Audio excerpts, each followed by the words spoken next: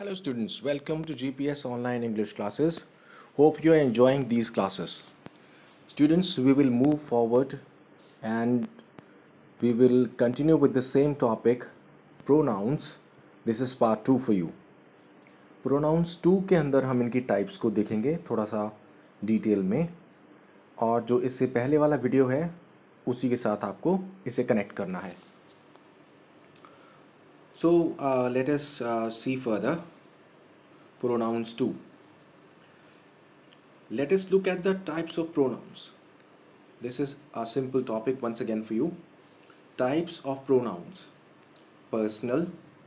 First हम शुरू करेंगे. Personal pronoun.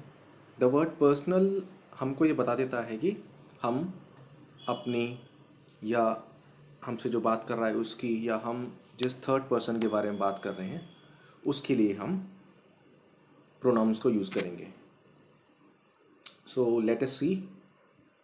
Personal pronouns: I, you, we, they, me, him, them, etc.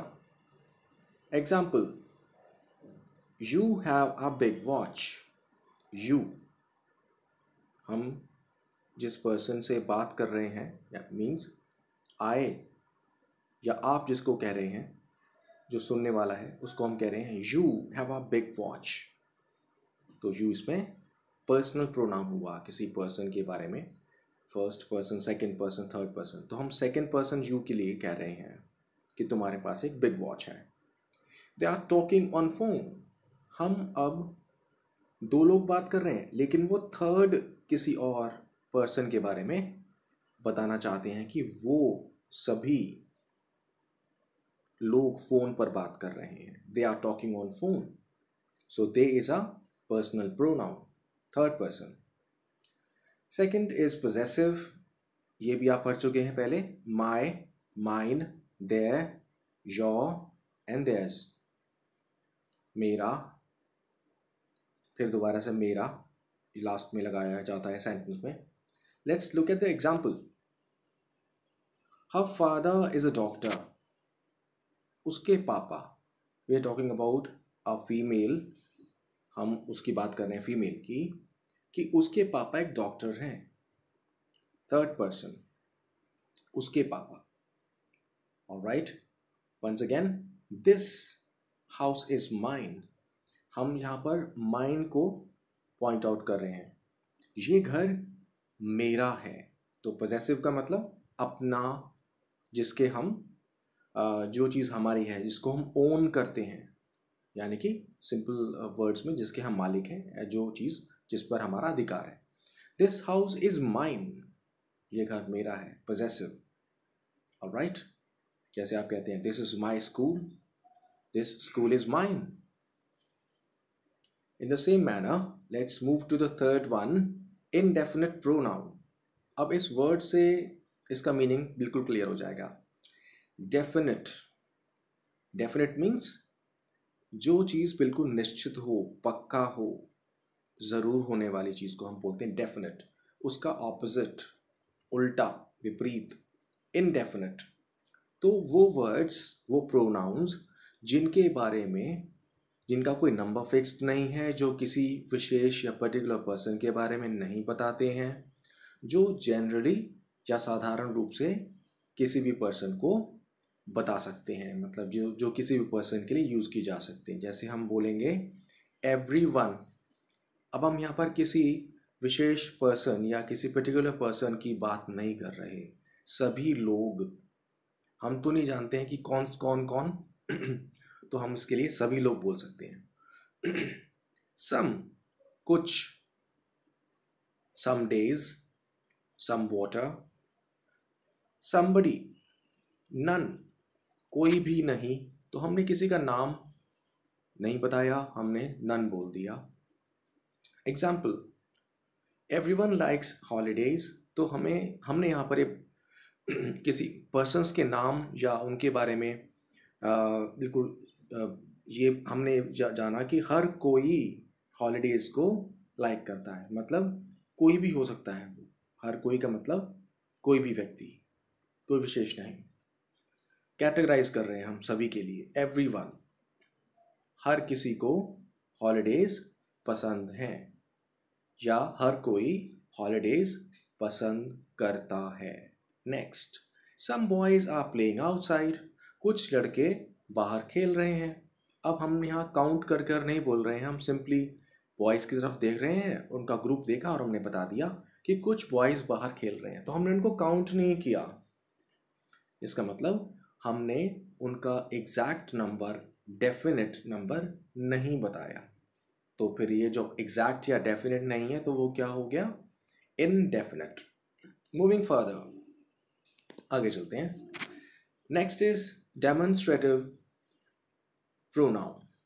Demonstrative means जो चीज़ किसी सामने रखी हुई या दूर रखी हुई चीज़ की तरफ इशारा करती है, उसको उसकी ओर संकेत करती है। जैसे आपके सामने नोटबुक है या टेबल है या मोबाइल फ़ोन है, तो आप कह सकते हैं दिस, सामने पड़ी हुई चीज़। जो थोड़ा दूरी पर है, एट अ डिस्टेंस, उसको हम कहेंगे दैट। प्लूरल में दीज और those. Examples, this is a new movie, ये या फिर ये है एक नई मूवी है। हम न्यूज़पेपर में देखकर उसके एडवर्टाइजमेंट को ये बात बोल रहे हैं, या टेलीविज़न पर देखकर बोल रहे हैं कि यह है, उसकी तरफ संकेत करते हुए। Next, these vegetables are fresh. आपके सामने कुछ वेजिटेबल पड़ी हुई हैं, पोटैटो, ब्रिंजल, कॉलीफ्लावर। आपके सामने कुछ वेजिटेबल्स पड़ी हुई हैं, जिनको देखकर आप कह रहे हैं ये वेजिटेबल्स फ्रेश हैं। तो ये सभी के लिए हम दीज यूज करेंगे। Next, interrogative pronoun, meaning question वाले वर्ड्स, जिनको हम प्रोनाउंस की तरह यूज करते हैं। व्हाट, क्या, व्हेन, व्हाई, क्यों, विच, कौन सा, हु, कौन, whom, किसको, whose, किसका, इस तरह से। हाउ मैनी, कितने सारे, नंबर में। Let's look at the example. What is your phone number. हम यहाँ पर क्वेश्चन के रूप में व्हाट को यूज करके प्रोनाउन, हम किसी पर्सन का नाम नहीं ले रहे हैं, हम सिंपली पूछ रहे हैं, क्वेश्चन पूछ रहे हैं, what is your phone number, कि तुम्हारा फ़ोन नंबर क्या है। अब यहाँ पर कोई पर्सन हो सकता है, सपोज उसकी जगह हमने व्हाट यूज़ कर दिया, सब्जेक्ट बना दिया इसको एक तरह से, what is your phone number, तो ये इंट्रोगेटिव प्रोनाउन हो गया। Who will write on the board, suppose यहाँ पर हम लिख सकते हैं Tom will write on the board, तो टॉम की जगह हमने एक वर्ड यूज़ किया जो प्रोनाउन हो गया, क्योंकि टॉम इज़ नाउन और ये क्वेश्चन है, तो इंट्रोगेटिव प्रोनाउन हो गया। Who will write on the board? Board पर कौन लिखेगा, क्वेश्चन आ गया ना। इसी तरह से और हम वर्ड्स को यूज़ कर सकते हैं। क्वेश्चंस जो नोटबुक, जो टेक्स्ट बुक में आपके क्वेश्चंस होते हैं, वो जनरली बहुत सारे क्वेश्चंस उसमें व्हाट, व्हेन, व्हाई से मिलते हैं आपको। नेक्स्ट प्रोनाउन का टॉपिक देखिए, रिफ्लेक्सिव या एम्फेटिक प्रोनाउन। ऑलमोस्ट सिमिलर होते हैं, थोड़ा सा यूज़ में डिफरेंस है। छोटी क्लासेस को बताने के लिए मैं आपको बताता हूँ कि माई सेल्फ, मैं खुद, मैं अपने आप, स्वयं, तुम अपने आप, मतलब जो चीज़ आप बिना किसी दूसरे पर्सन की हेल्प से कर सकते हो, उसके लिए आप इन प्रोनाउंस को यूज़ करते हैं। आप अपने लिए या दूसरे को बताने के लिए कि वो अपने आप करता है या कर सकता है। देम सेल्स बहुत सारे लोगों के लिए हम यूज़ कर लेंगे, वो सभी अपने आप चार्ट बनाते हैं, तो उस तरह से हम देम सेल्स को यूज़ कर सकते हैं।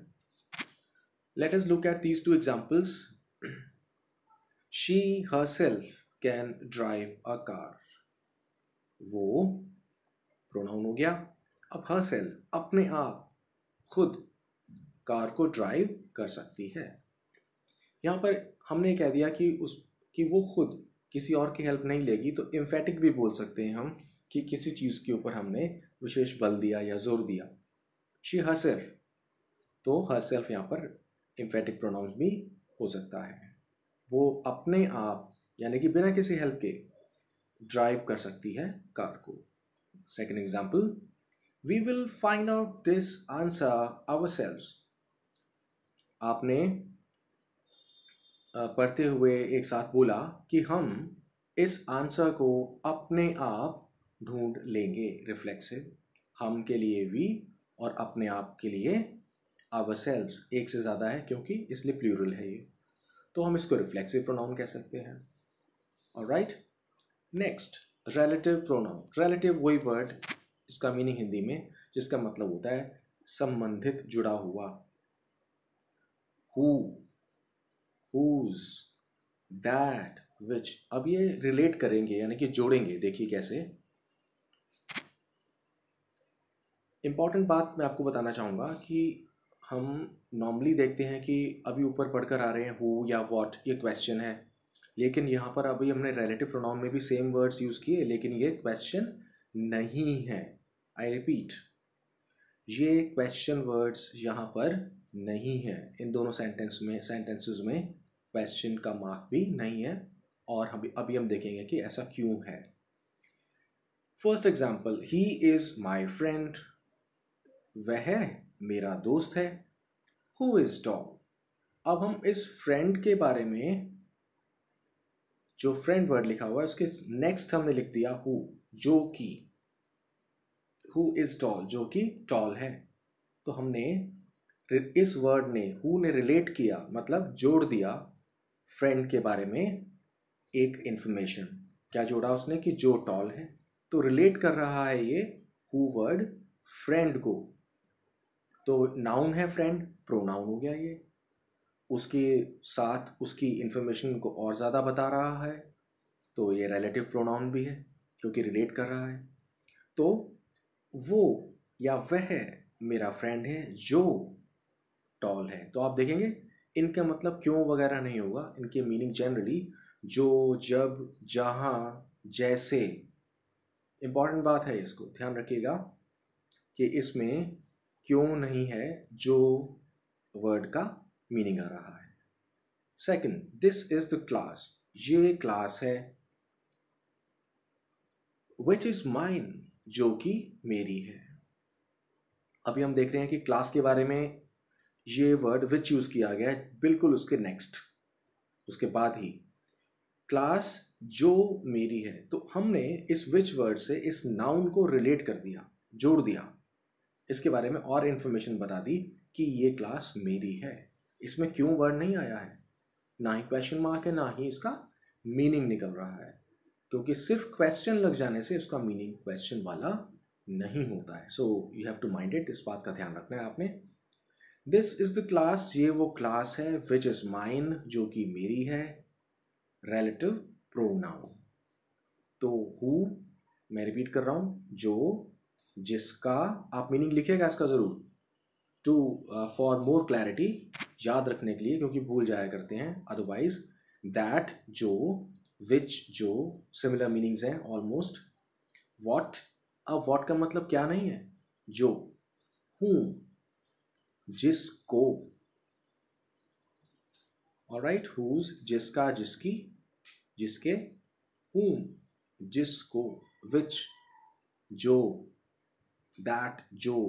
हु, जो, पर्सन के लिए, पीपल के लिए यूज करेंगे जो।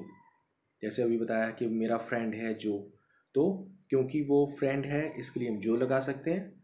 विच एक नॉन लिविंग चीज हो गई, क्लास, तो उसके लिए वो विच आ गया।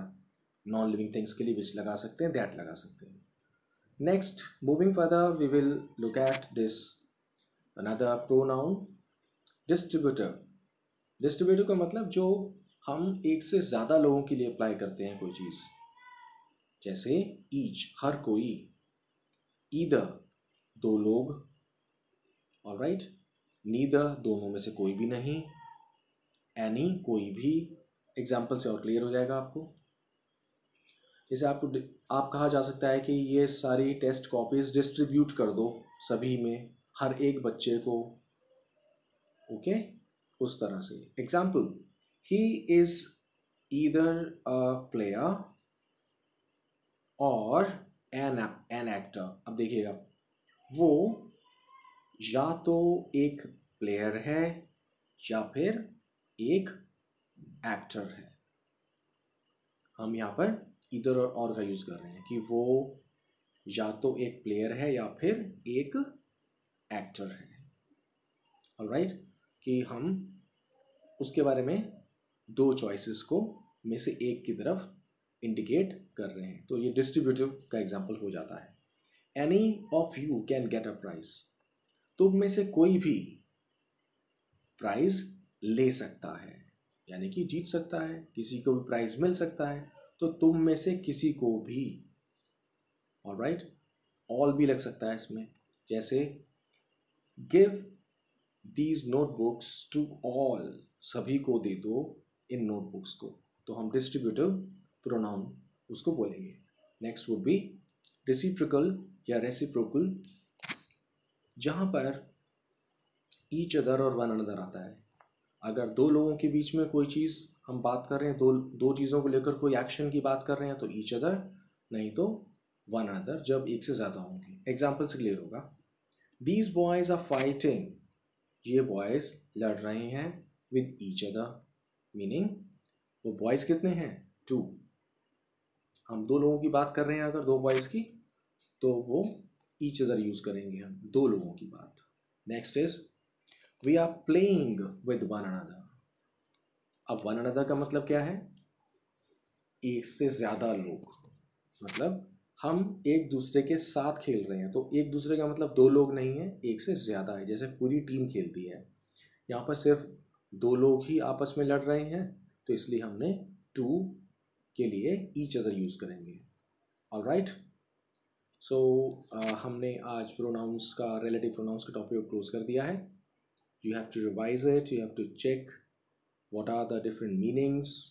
आप इनके मीनिंग्स भी लिखिए, इनके आप मेमोराइज कीजिए, रिवाइज कीजिए, नोट डाउन कीजिए। So we will see you in the following videos later on. So I wish you a good health and I wish you all the best. Thank you so much.